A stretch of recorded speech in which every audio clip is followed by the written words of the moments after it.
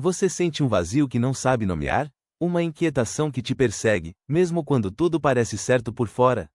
Aquela sensação de que, não importa o quanto você conquiste, ainda falta alguma coisa essencial, algo que nunca se preenche. Eu conheço essa sensação, conheço o peso dela, o silêncio que grita dentro da gente, a vergonha de admitir que, apesar de tudo, a gente se sente perdido.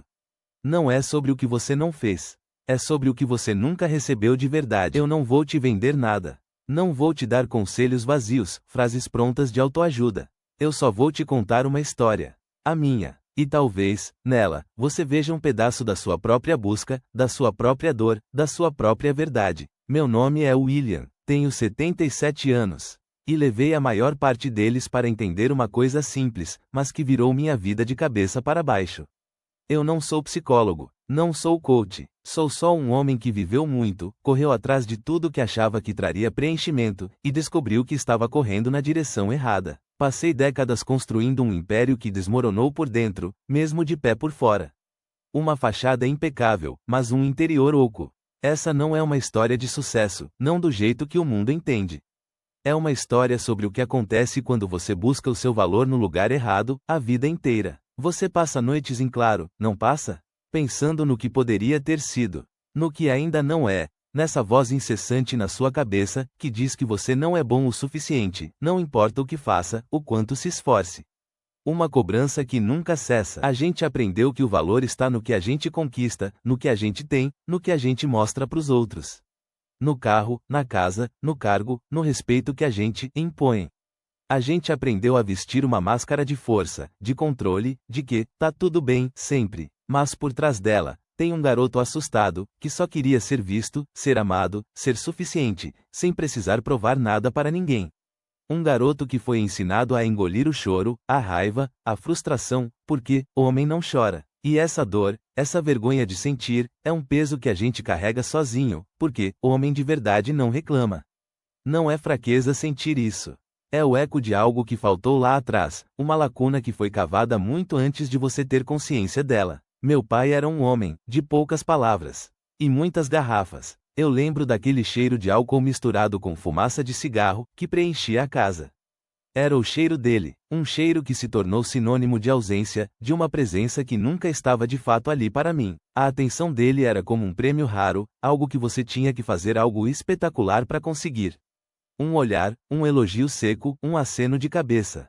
Eu ganhava um troféu na escola, chegava em casa todo orgulhoso, e ele mal levantava os olhos do jornal. Bom, William, agora vai estudar para a próxima, ele dizia, sem tirar os olhos das páginas. Eu aprendi que amor era condicional, que eu precisava ser perfeito, invencível, o melhor em tudo, para ter um pedaço de aprovação, um reconhecimento. Que eu tinha que estar sempre, fazendo, sempre, provando, meu valor. E a maior lição, não mostre fraqueza. Não sinta, apenas faça. E faça melhor. A gente só queria um abraço, estou orgulhoso de você, filho, sem que isso viesse depois de uma medalha, de uma nota 10, ou de um grande feito. A gente só queria ser suficiente por existir, por ser quem a gente era. Mas essa era uma lição que eu levaria décadas para desaprender. Eu consegui tudo que a sociedade dizia que era sucesso. A empresa de exportação, a casa enorme no bairro nobre, o carro importado na garagem, o dinheiro na conta.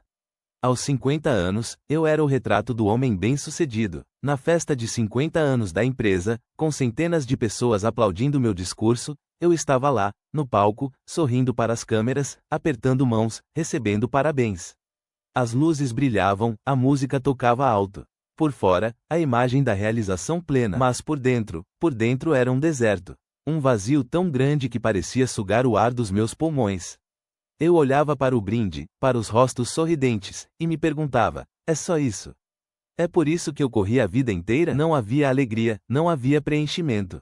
Só uma exaustão profunda e a pergunta, e agora? O que vem depois de ter tudo e não sentir nada? Aquele era o auge, e o auge era oco. E esse vazio, ele não se contenta em ficar só na carreira. Ele se espalha. Nos meus casamentos, eu buscava a mesma validação, a mesma admiração que nunca tive do meu pai. Eu queria ser o provedor perfeito, o marido que resolvia tudo, mas nunca o homem que simplesmente era. Que sentia, que se abria. Com meus filhos. Com meus filhos foi onde a dor mais apertou. Eu os amava, claro que amava. Mas eu não sabia como mostrar. Eu repetia os padrões que odiava, os mesmos que me machucaram. Eu os cobrava, exigia, e via nos olhos deles o mesmo medo, a mesma distância que eu senti quando criança. Eles me respeitavam, sim. Mas será que me amavam de verdade? Será que se sentiam vistos?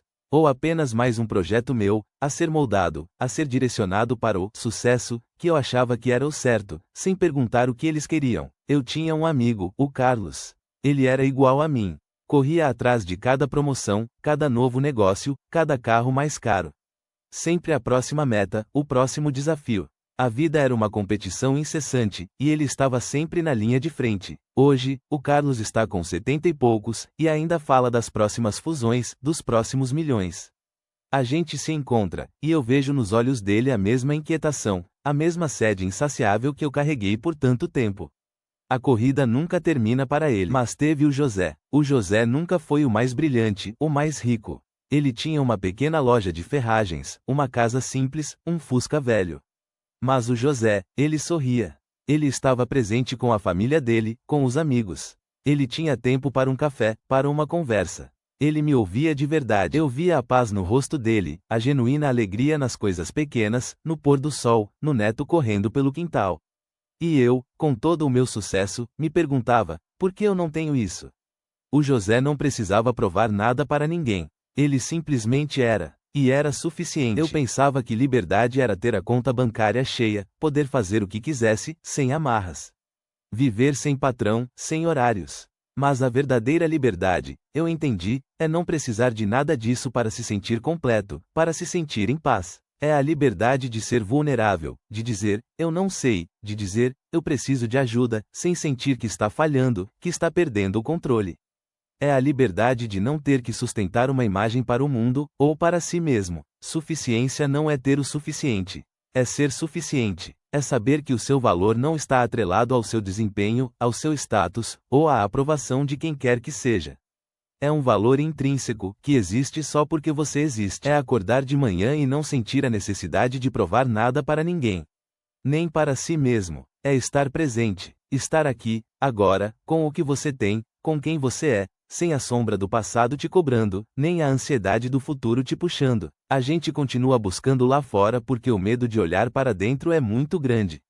O medo de encontrar aquele garoto assustado, aquela dor antiga, aquela raiva contida que nunca teve voz, que nunca foi permitida. A gente teme que, se pararmos de correr, se pararmos de buscar, vamos descobrir que não somos nada, que somos vazios de verdade. Que o castelo que construímos desmorona se a gente para de lutar para mantê-lo de pé. E a sociedade, ela adora nos manter ocupados, nos vendendo a próxima solução, o próximo objetivo, a próxima distração. Porque a máquina precisa que a gente continue produzindo, consumindo, buscando uma felicidade que nunca chega. Para que a gente continue comprando a ideia de que ela está sempre no próximo passo, sempre na próxima conquista. Mas a verdade é que a dor não vai embora com mais dinheiro, mais poder, mais elogios. Ela só se esconde melhor, se camufla. Não é tarde. Não importa quantos anos você tenha, quantos erros você acha que cometeu, quantos anos você passou correndo na direção errada. Você tem permissão para parar de correr. Permissão para sentir o que precisa ser sentido. Permissão para ser imperfeito. Para ser humano. Para ser você, com suas cicatrizes e suas verdades. Você não precisa mais provar nada para ninguém. Nem para aquele pai que nunca te viu. Se você ouviu algo aqui que tocou em você, que fez um clique, eu te peço uma coisa, e é a única coisa que vou pedir.